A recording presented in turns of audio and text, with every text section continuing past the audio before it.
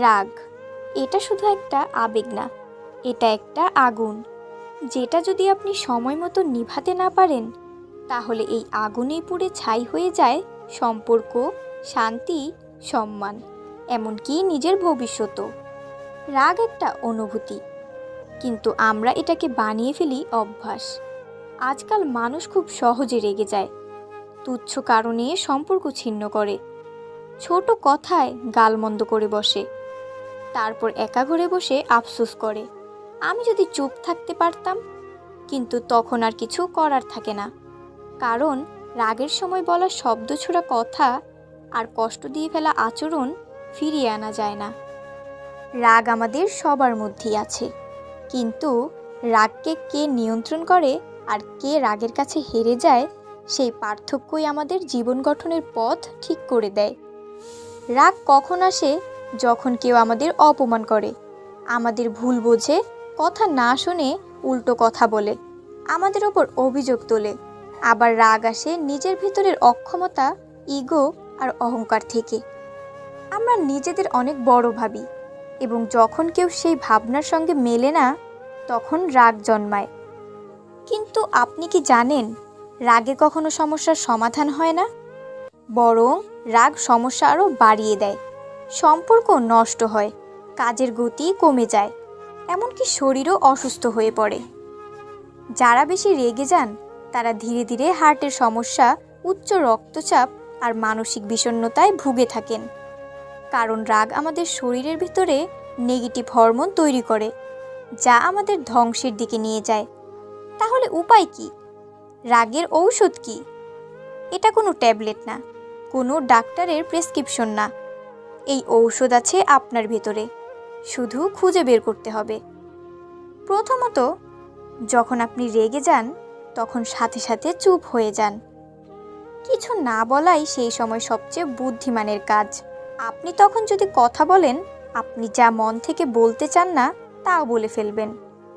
এরপর অনুশোচনা আপনাকে কষ্ট দেবে, তাই চুপ থাকুন। পানি খান, কিছুক্ষণ হাঁটুন, স্থান পরিবর্তন করুন, নিজেকে একটু সময় দেন।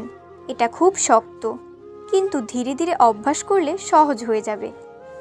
দ্বিতীয়ত, বুঝতে চেষ্টা করুন আপনি কেন রেগে যাচ্ছেন।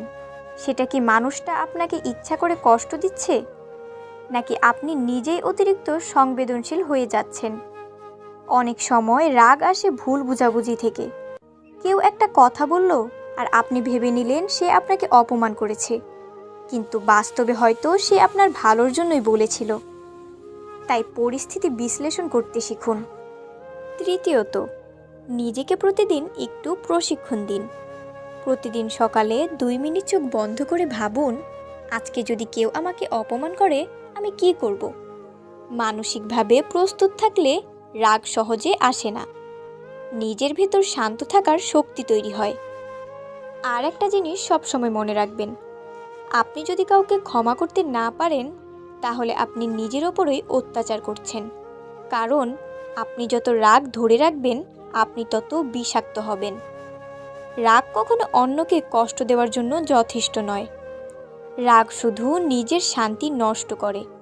তাই ক্ষমা করতে শিখুন, ভুলে যেতে শিখুন। সবচেয়ে কার্যকর ঔষধ হচ্ছে প্রার্থনা। যখনই আপনি নিজের রাগ নিয়ন্ত্রণ করতে পারছেন না, চুপ করে বসে আল্লাহর কাছে বলুন, হে আল্লাহ, আমাকে শান্ত করুন। আপনার ভিতরের আলো জ্বলবে, আপনি নিজেই নিজের ভিতরের আগুন নেভাতে পারবেন। রাগ নিয়ন্ত্রণ করার মানে এই নয় যে আপনি দুর্বল, বরং আপনি অনেক বেশি শক্তিশালী।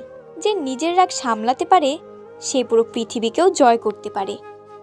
কেউ আপনাকে ছোট করে কথা বললে, অপমান করলে, তার মতো হয়ে পাল্টা কথা বলার দরকার নেই। আপনি যদি নিজেকে শান্ত রাখতে পারেন তাহলে আপনি অনেক বড় হয়ে যান, আপনার মর্যাদা বাড়ে।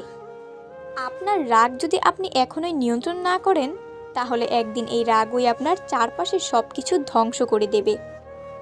তখন আর কিচ্ছু থাকবে না, না সম্পর্ক, না ভালোবাসা, না মানুষ। থাকবে শুধু একা আপনি আর আপনার ভেতরের পোড়া ছাই।